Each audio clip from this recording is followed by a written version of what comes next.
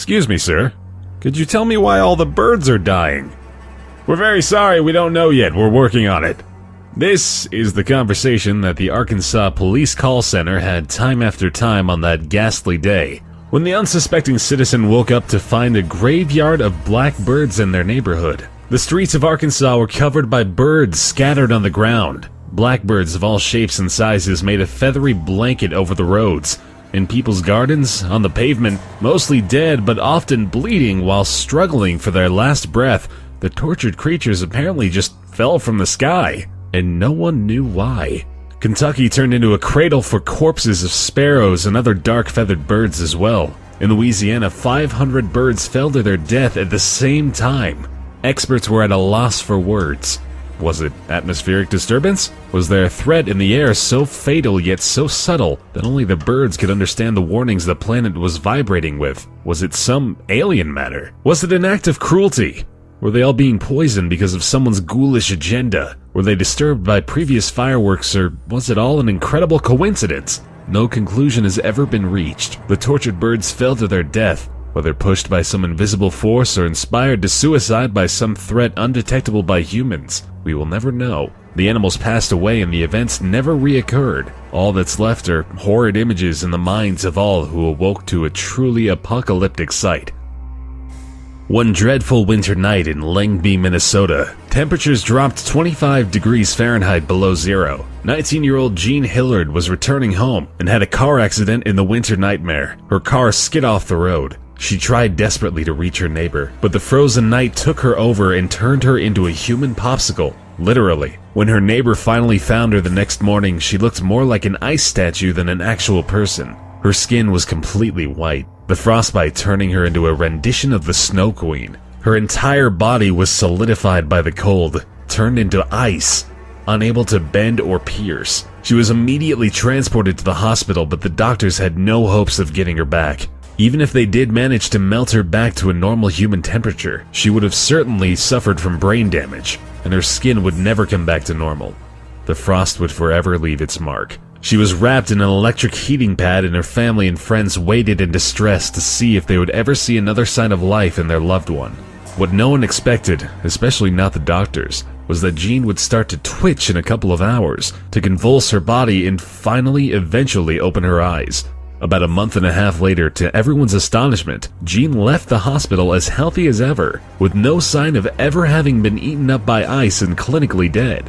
Her brain, her internal organs, her skin, untouched. How, you ask? Get in line. You're not the only one asking that question. Maybe it was a Christmas miracle. February 24th, 1942, Los Angeles. Sirens are voicing themselves, calling people to action. An object appeared in the sky. It was floating through the night, threatening those below. It's the Japanese attacking again. Some jumped to arms, some hid, some experienced a burst of adrenaline and were prepared to fend off the enemy at all costs. Others sadly couldn't handle the stress and experienced severe trauma. In extreme cases, even died of heart failure due to panic attack. The 37th Coast Artillery Brigade unloaded 1,400 12.8-pound anti-aircraft shells. The bombardment went on for a full hour. The object soaked up all that was shot at it. The missiles killed 4 civilians, but the aircraft loitered over the sky, moving with a hover over the state. It wasn't the Japanese. Well, who was it then?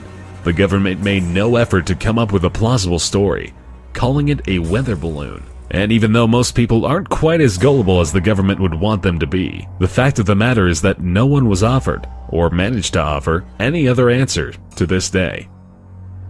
In the winter of 1959, 9 people were found dead near the camp they had previously set up. High on a mountain at sub-zero temperatures, bodies were found scattered at the camping site, alongside ripped tents. 6 of the campers had died of hypothermia. 2 died of chest fractures inflicted by a force which doctors claim cannot be human. 1 woman was found with her tongue ripped out. The bodies were highly radioactive. The only footprints found in the snow were their own. No conducted investigation managed to explain how the people had died. What hunted them down in those woods remains a mystery. Some sort of force, one powerful enough to damage the human body to the breaking point, but which leaves no footprints or DNA, emerged from the freezing cold that night and took lives of unassuming campers.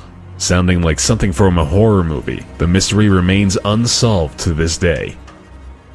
At around 7:17 a.m., in the hills northwest of Lake Baikal in Russia, the locals saw a blast of bluish light moving across the sky. The blast was as powerful as sunlight. About 10 minutes later, the air was rattled by a sound similar to artillery fire. The source of the sound moved from the east to the north of them. The sounds were accompanied by a shockwave that knocked people off their feet and broke windows hundreds of miles away. The shockwave was as heavy as an earthquake, destroying everything in its path, including ripping trees out of the soil.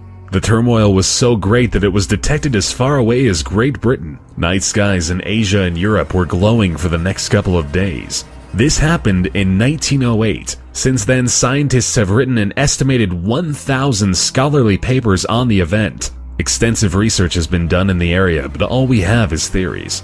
Meteor, comet, alien attack, secret weapon testing. Each theory is as likely and unlikely as the other. The fact of the matter is, our planet was shaken up, and we don't know why or by what, or by whom. Most importantly, we have no idea whether something like this is to be expected again.